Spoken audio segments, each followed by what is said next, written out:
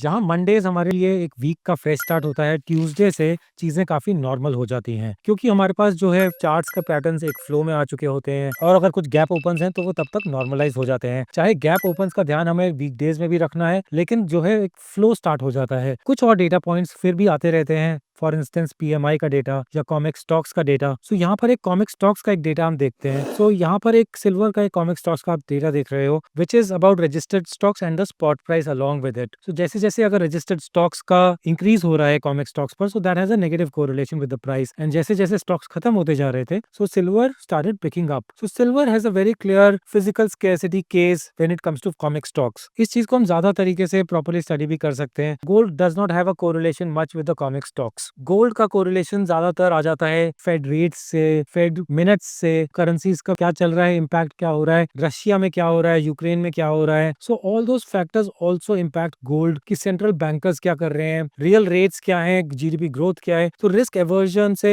Risk off sentiment, risk on sentiment, all these factors begin to impact gold. Gold का impact COMEX stock से directly नहीं आता है, and as we can see the correlation is more or less zero, plus minus may be 0.25. So it is very very negligible. We can practically ignore COMEX stocks data for particularly gold, लेकिन हम इस चीज को ignore नहीं कर सकते when it comes to silver, because silver का जो इम्पैक्ट है, सिल्वर का जो कोरिलेशन है, वो काफी ज्यादा स्ट्रॉन्ग है। So this data gets released almost every night. So इस चीज को हम ट्रैक कर सकते हैं। Along with this is also PMI data. PMI का डेटा हमें इंडस्ट्रियल ग्रोथ का बताता है। So in that case base metals पर एक मेजर इम्पैक्ट आता है। कॉपर, जिंक, एल्यूमिनियम के ट्रेड्स पर काफी ज्यादा इम्पैक्ट आ सकता है from the PMI data front. इस चीज को हमें ट्रेडिंग में कैसे इनकलकेट करना है, इनकॉर्पोरेट करना है, as you can see it here, ज्यादा फोकस जो रखना होता है वो real rates, Fed, central bankers के एक्शंस क्या हैं, इन चीजों पर ज्यादा फोकस रखना होता है। And along with that for silver, Comex stocks can be an immediate play, but along with that Comex is not the only play. हमने डॉलर इंडेक्स का भी देखा था। Dollar index is also an important factor for both gold and silver.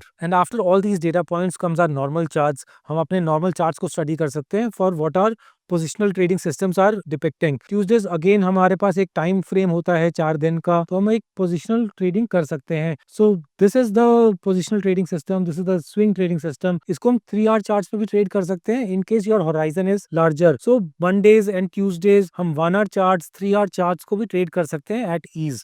This is the swing trading system. हमारा एक और trading system है which is on the Ichimoku, जो आपको हमारे चैनल पर ट्रेंड कंटिन्यूएशन स्ट्रेटजी के नाम पर मिलेगा। So in that case these two trading system, चाहे वो आप आर्ली चार्ट्स में कर रहे हो या 3 आवर चार्ट्स में ट्रेड कर रहे हो, these two can be traded for our positional trading system. So what is happening in this positional trading system is in case it crosses higher, और अगर हमें फ्यूचर में भी ग्रीन क्लाउड दिखता है और पास्ट में भी lagging span is positive and above the price, तो हमारे लिए क्लियर पोजिशन रहती है, क्लियर स्टांस रहता है कि we can actually take a chance for a long. Similarly जब हम 3 आवर चार्ट स्टडी कर रहे हैं, in case this thing crosses down, so हमें वापस से हमारा एक क्लैरिटी आ जाती है whether we should be taking long और short. Now in this case of natural gas हमारे पास एक पॉजिटिव क्रॉसओवर है कन्वर्जन लाइन का on from the base line, but अगर कन्वर्जन लाइन यहाँ से बेस लाइन को नीचे क्रैक करती है, नीचे ब्रेक करती है, और फ्यूचर का क्लाउड हमें रेड दिखता है एंड लैगिंग स्पैन भी प्राइसेस के नीचे दिखता है, in that case the setup would imply कि हम यहाँ से शॉर्ट कर सकते हैं। So these things can work wonderfully well when we are trading on Mondays and Tuesdays, specially on Mondays and Tuesdays, because हमारे पास एक एक्स्ट्रा टाइम फ्रेम होता है for the trade to work out. This is the 1 hour chart. हम इसको 3 hour charts में भी study कर सकते हैं। So in whichever case 1 hour and 3 hour become our go to time frames, because हमारे पास टाइम ज्यादा होता है। तो हम in these cases we can even trade via options whenever we are getting a clear positional trade. So not necessarily we have to trade futures. हम एक bull call spread, bear put spread, bullish side butterfly with a broken wing, bear side butterfly with a broken wing कर सकते हैं। So these are multiple ways of trading the same positions with same stance with different positions. हम different ways में play out कर सकते हैं, हर एक में रिस्क और रिवॉर्ड डिफरेंट हो जाता है। बट एज अ रूल जब भी आप फ्यूचर्स में ट्रेड कर रहे हैं, because these are 1 hour 3 hour charts और पोजिशनली हम ओवरनाइट ट्रेड कैरी करने वाले हैं, please make sure that you always carrying the hedges. हमने हेज को कैसे लेना है, जैसे in this case we have to take the hedge as per the ATR, या हमने जो दूसरा पोजिशनल ट्रेडिंग सिस्टम डिस्कस किया है, in that case also we have to take the hedge based on the recent highs और recent lows. तो hedges को हमेशा लेकर चलना। If you are taking a long, buy a put, if you are entering a short, buy a call, and with this way you can always keep your risk at the bare minimum. आपका maximum loss at any point of time should be known to you, because what can happen we can never know in commodities. जो हमने देखा है in the first case of Mondays, the kind of gap opens that have happened, and with this we streamline our Tuesday approach in commodities trading. Is keep watching Commodities by Dhan. Thank you so much.